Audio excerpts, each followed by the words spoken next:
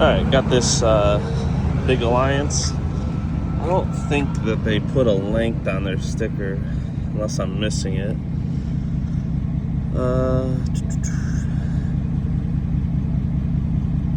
It's 10,000 pounds, is that what I'm seeing? 8514 is the empty weight, it looks like. Big slide in the back here. Really nice trailer. This, worth mentioning, I think that Alliance has, oh, this is probably a bunk bed set up in the back, outdoor kitchen, grill, another slide. I definitely think Alliance has the nicest parking lot setup. As you can see, it's all paved,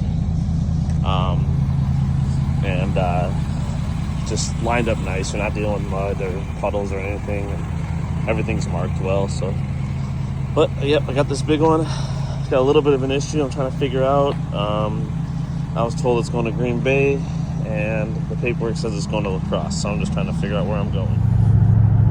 Okay, I've got this Alliance travel trailer. I couldn't find a length on it, but I would say it's probably like in that 38-foot range. I think it said it was like 8,500 pounds dry weight. Pretty decent sized trailer. It's got 2 slides on it.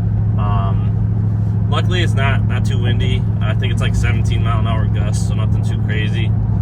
Definitely got thrown for a little bit of a loop or surprise or however you want to say it, but basically what happened was I was getting a load to go to Suamico, Wisconsin, which is up by like Green Bay.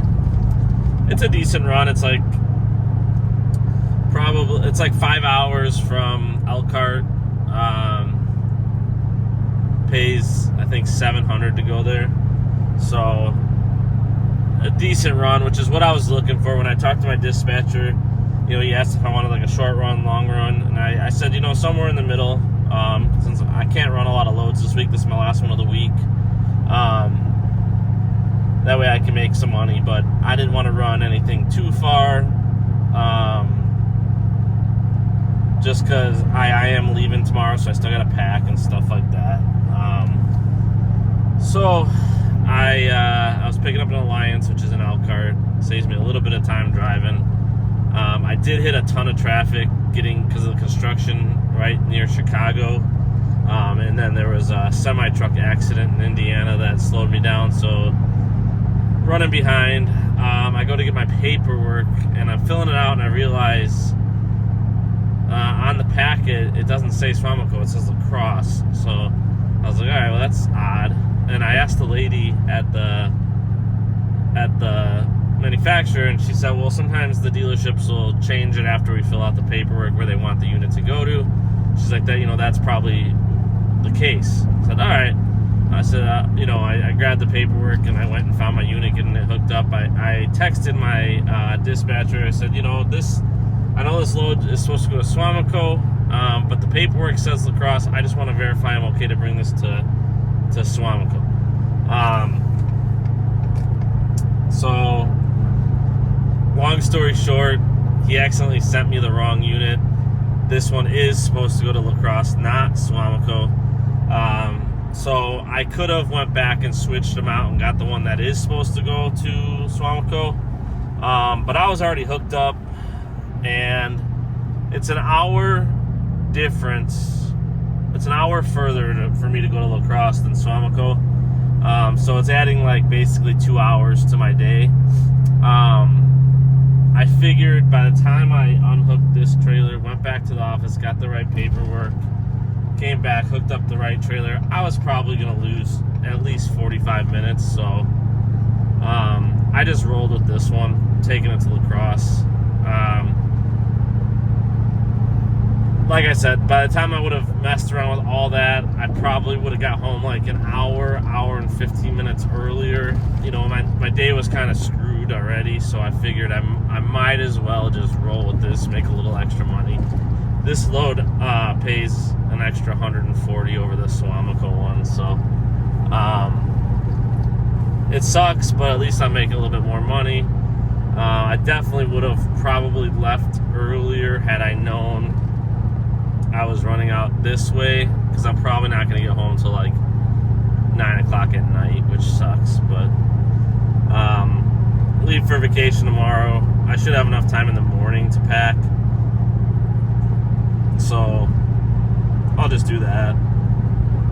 But just kind of stinks. But at the same time, you know, once payday comes around, it'll be kind of nice to have that little bit of extra money, since I only technically ran 2 loads plus that 1 reload this week. So I want to say I'm only going to be like in that $1,500 range, probably a little under 15. So with that, it's kind of nice. Yeah, I'm probably closer to the 14, a little over 1,400. So we get this done, get home. Like I said, at least it's I can run, you know, a decent mile an hour because I'm not dealing with wind right now and stuff. Getting through like Chicago and everything at a good time, so I didn't deal with, you know, much traffic there. So I should be good. And then, you know, coming back as late as I am, I probably won't deal with any traffic coming home either. So just I didn't really plan for this long of a day, and I didn't pack enough food and stuff like that. So we'll see if I can make it without having to stop for food. I hate to stop for like fast food. Like at the time it seems like a good idea, but then it's really doesn't work out that way. You know, it's like a temporary fixes the hunger, but I feel like eating like that crap food makes me hungry quicker. So then like the couple times I have stopped, I just feel like by the time I get home I'm hungry again. I'm just eating twice. So we'll see if I might stop. I think they have like a Scooter's coffee or something like that up in La Crosse. I may stop and get a coffee for the ride home, and that'll probably hold me over anyways, because it's gonna be probably like a 4-hour drive home. I'm not getting up there until I'm gonna have to stop for fuel, so probably like 4:30, and then unhook it, inspect it. I'm probably not home until 9 at the best case scenario. But it is what it is. Like I said, I'll get everything taken care of, and I'll be this time tomorrow. Should be at Disney World pretty much, so that'll be fine. Trying to think if I got any other things to update. I don't think that's about it. I mean, I ran the 1 load up to Madison earlier this week, and then picked up the reload in Elkhorn, brought it over to Slinger, Wisconsin, and then this load going up to La Crosse, and then I'm done for the week. And when I get back, I'll try to pick up where I left off. Been getting hammered with my business. Still dealing with like insurance issues with this commercial contract, just trying to get it all lined up, and the amount of money that it's costing me to get the insurance that they're requiring is pretty brutal. I think I've got it all lined up. They released one of the contracts to me. Of course, it's like the smaller contract. It's like the only $2,400, a little over. Still, they're holding on to the $8,000 contract until I get some insurance things kind of sorted out. But basically, I had like commercial auto for my vehicle and the trailer that I pull, but it wasn't enough. So then I had to get, you know, higher commercial auto, which gets me paying like $500 a month. Which I wonder, I don't even know how to look into that, but I wonder if I still need my unladen insurance if I also have a commercial auto policy on the same truck. I don't know what to do about that. I don't know how to search that or who to talk to about that, but insurance gets so kind of like messed up because I also put commercial auto on my trailer, but then I have equipment insurance, but then with the commercial auto on the trailer, they require to insure the equipment. So I basically got double insurance on my equipment. So, and when I asked about it, nobody could give me the right answer. So, really, I don't know. I just get frustrated with insurance, but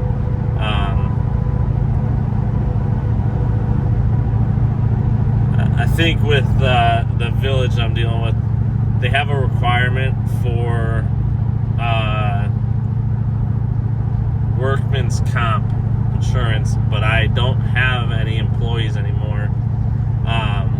It's just myself and one subcontractor that's doing some work, so I shouldn't actually need workman's comp, but they're requiring workman's comp. So I'm trying to explain to them that, like, I don't need it because I don't have any employees, but the people that I'm dealing with are like interns and stuff. They don't really understand. And workman's comp is super expensive. It probably cost me $10,000 just to get workman's comp for something that I don't need. So, trying to work through all that. And then it's going to be a mad rush to get it done once I finally get everything worked out. So then it's going to probably throw a little wrinkle in what I do with RV transport for a week or two while I'm trying to work through some commercial contracts that I got, you know, that with my business that I got to get taken care of. But as far as the RV transport side of it, seems like things are really busy. I was kind of like shuffling through the paperwork at the Alliance manufacturer, and I could see a lot of there's a lot of units in the yard. There's a lot of units, the paperwork, you know, in the bins that they have, and then I see a lot for the company that I'm running for. You know, I can see that there's a lot of units there as well that are ready to go for us. So I know my dispatcher was asking if I could run any more this week, and I can't because I'm not even going to be in town. But he's real cool about that. Like I told him, you know, sorry that I'm leaving again after I just got back, you know, a couple weeks ago. But this one's just a quick trip, and then I don't really have any trips planned after this until I start doing some camping. But those are just going to be like, you know, Friday through Sunday type things. So I'll probably still be able to run 2-3 loads those weeks. Just nothing on the weekends. And I'm hoping to do some camping like every other weekend, but I don't know if I'll be able to get away that much. Last year we took like I think 8 camping trips. It was our first year with our travel trailer, so we got one big one planned where we're gonna do like maybe like Virginia Beach and then down the coast to like maybe South Carolina area. So we didn't do any of those last year. The farthest I think we went was like maybe the Dells, which is like a 2.5 hour drive. So we were trying to keep it kind of local. Still dealing with whether or not I want to trade my unit in and get a 5th wheel. I know I want to, it's just whether or not that's something that we can work out. Camping World's been calling me like a lot to get a trade in on my unit. When I originally talked to them, they were saying that they would maybe want to put it on consignment, which I really didn't want to do because I don't want to have 2 units at the same time unless I rent one out, but I just haven't had time to explore that option. So they've been calling again saying that they want to look at it at a trade-in. The problem is I store it like an hour north of my house, and then it's like a half hour to the nearest Camping World, and so I would hate to, I know it's going to take like, you know, you're talking a half a day at least of like driving up, get my camper, bring it over to Camping World, have them appraise it, sit through their bull crap that they're going to put me through because they're a terrible company, and then bring it back to my storage and then drive an hour home. Like there's just no way it's done in under like 5 hours. And do I really want to dedicate 5 hours of my life minimum, probably more than that, to going to Camping World to probably get frustrated with an offer that they're going to give me? So yeah, I got to decide if I want to go that route.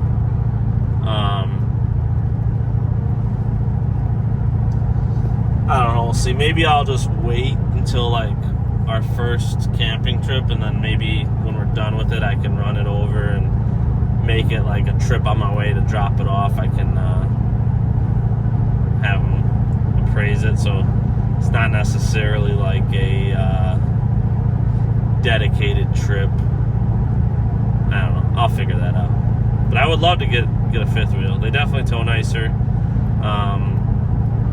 More room for sure.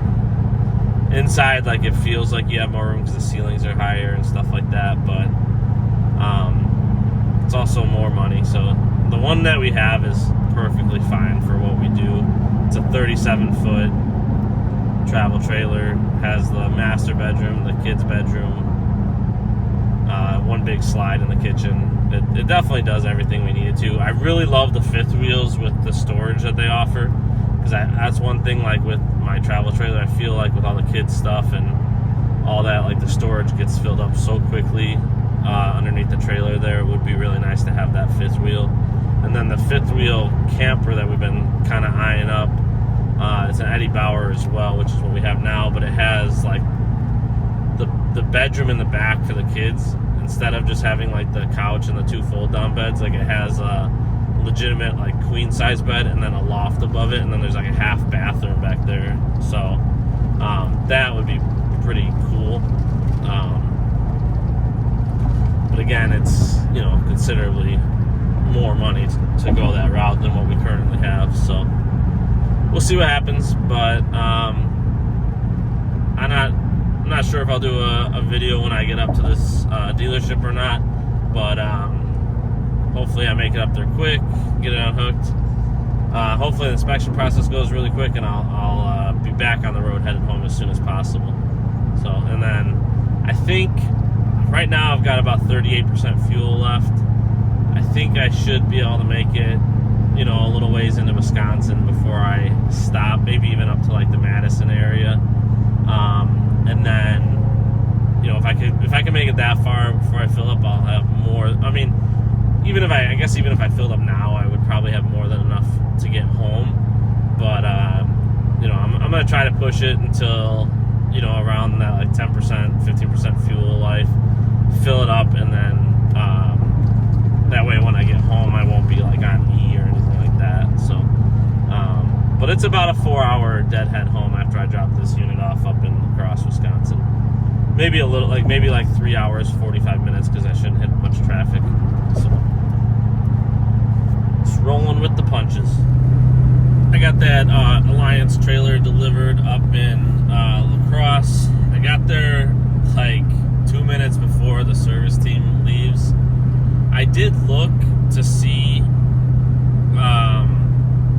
what time they're open till. The dealership's open till 7, but the service department leaves at 5, and I got there at I honestly, it was 4:57, and I started unhooking, and the girl that does the inspections came out, and she was like, well, I'm gonna try to do this real quick because I gotta leave in about a minute. And I just offered, I said, if you want, I'll do the night drop, so you can get out of here.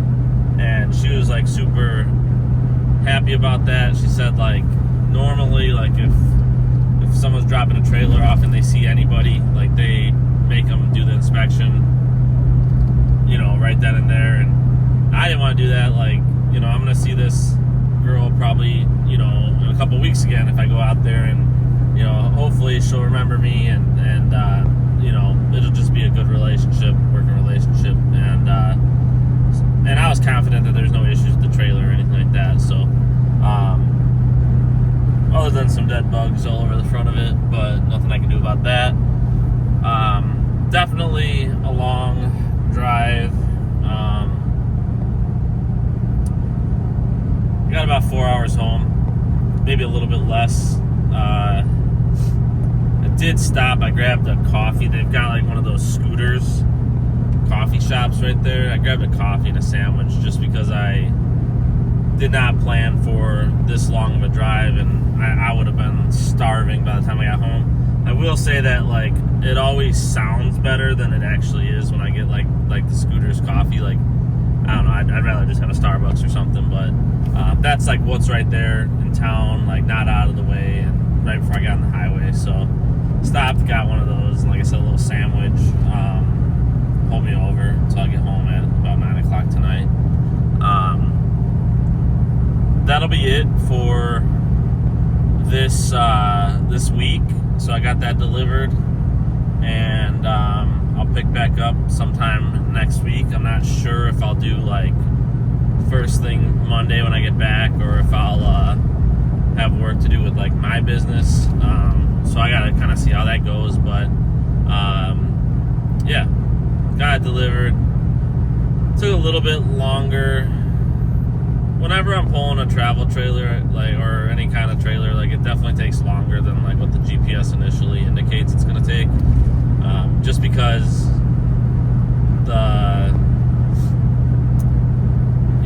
the speed limit in Wisconsin is 70, and that's like the fastest I'll go with a trailer. So usually the time on the GPS just starts climbing. And especially like if it gets windy and you can only do like 55, 60, your time is gonna climb quite a bit. So